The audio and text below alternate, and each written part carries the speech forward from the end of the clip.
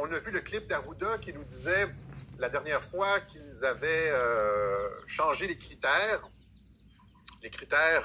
qui étaient auparavant le nombre de décès et le nombre de cas pour faire des prévisions. Je rappelle à tous ceux qui nous disent qu'on est des illuminés que toutes les prédictions, le taux de mortalité de l'OMS, les prévisions de mort de Neil Ferguson, les avis scientifiques ou pseudo-scientifiques sur les masques, ils ont tous eu tort.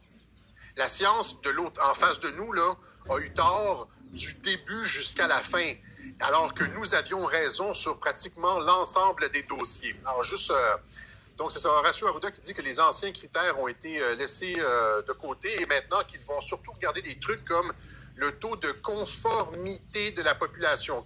C'est une mise au pas. On s'entend, c'est une mise au pas de la population. Peut-être des peuples latins. Il y a le ministre Dubé qui disait, nous autres, les peuples latins, on n'est pas habitués à suivre les règles. On n'est pas comme les Suédois, on n'est pas comme les Allemands, on est des peuples latins, on est indisciplinés. Rappelez, qui disait ça encore? Je pense que c'est Jean Charest. Est-ce que c'est Jean Charest qui disait ça? On est des latins, on est indisciplinés. Donc, c'est une tentative de nous mettre au pas. On va mettre une région en code rouge pour punir une région. OK? C'est ça, parce qu'il n'y a plus de critères. C'est des opérations de punition et aussi des opérations de chantage politique. Alors, je fais écouter Roxana Maracineanu, ministre déléguée au sport, qui, à la fin septembre, disait justement que les décisions aujourd'hui ne sont pas prises en fonction d'une réalité qui serait celle de la circulation du virus, mais pour dire qu'il faut continuer à être discipliné comme vous l'êtes. C'est pour continuer à discipliner les gens. C'est pas pour empêcher la circulation du virus. Là, vous avez une représentante du gouvernement français qui vous dit que l'objectif, c'est de maintenir la population dans un climat anxiogène, dans un climat de peur, afin de susciter la conformité. Exactement comme Horacio Arruda.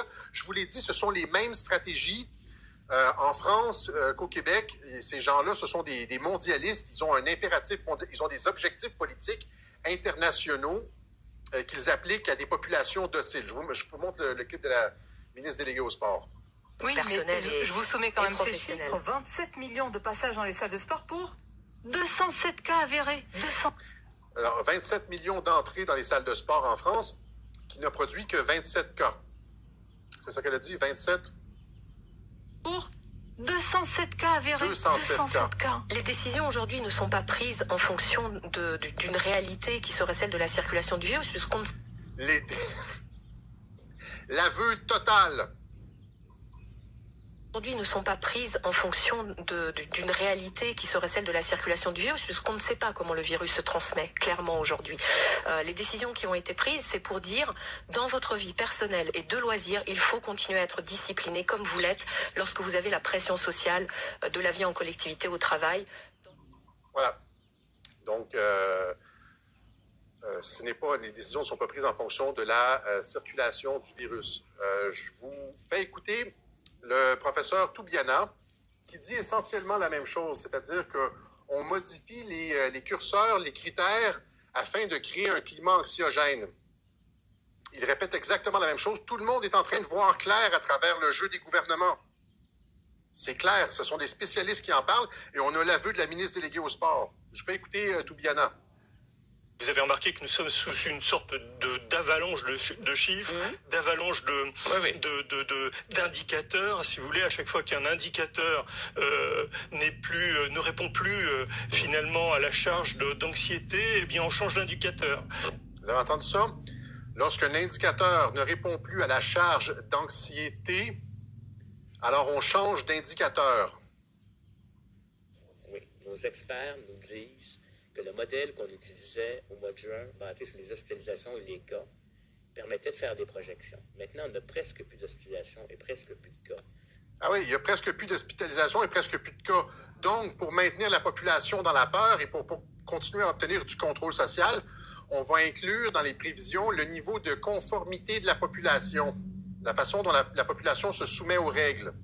Et donc, ils sont en retravailler les indices épidémiologiques pour permettre de faire des projections. Et ça va inclure la compliance de la population aux mesures par rapport au nombre de contacts que les gens ont. Donc les modèles sont en train de se bâtir et on devra... Au début, c'était les malades sévères hospitalisés, les rares et les morts. Ouais. Et puis après, on a changé de proche en proche d'indicateurs jusqu'à aujourd'hui. Et alors sur pour permettre de faire des protections, et ça va inclure la compliance de la population. Au final, sur les plus de 10 millions de personnes que l'on a testées, seulement 4% à l'heure actuelle sont positives. Et sur ces 4%, il y a 95% de gens qui ne sont pas malades. Donc, si vous voulez, il y a 4% de positifs sur les tests. Et sur ce 4%-là, 95% des gens dans le 4%, 95% des gens dans ce petit 4%-là, donc presque tous, ne sont pas malades. Vous comprenez? 7% de gens qui sont ni positifs, ni malades. Donc, si vous voulez, si tous ces tests servent à quelque chose... C'est pas 99,7% qui sont ni positifs, ni malades. Il y en a un peu plus de positifs quand même, quoi. Non?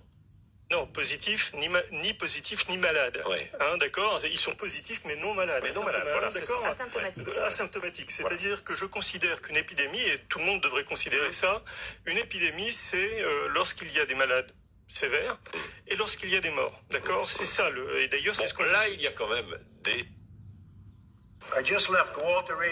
Donc, modification des critères pour créer un climat anxiogène. Là, présentement, il n'y a plus aucun mort, il n'y a plus pratiquement plus de malades, mais on continue à maintenir des critères tout à fait farfelus. On a, notamment en France, ils ont mis Marseille en zone rouge, alors que ça allait passablement bien à Marseille. Et Raoult et les personnes autour de lui disaient qu'il n'y avait pas de débordement dans les salles de réanimation. Le gouvernement français a quand même décidé de placer la région en rouge. Est-ce que c'est pour punir Marseille? Vous comprenez? Marseille, c'est la région en France qui a résisté là, aux politiques gouvernementales. Et là, ça donne l'impression qu'on a voulu les punir parce qu'il n'y avait pas de raison de classer Marseille en rouge. Vous comprenez? Donc, ce sont des opérations politiques. Je vous fais écouter aussi un clip qui a largement circulé de la députée Martine Warner.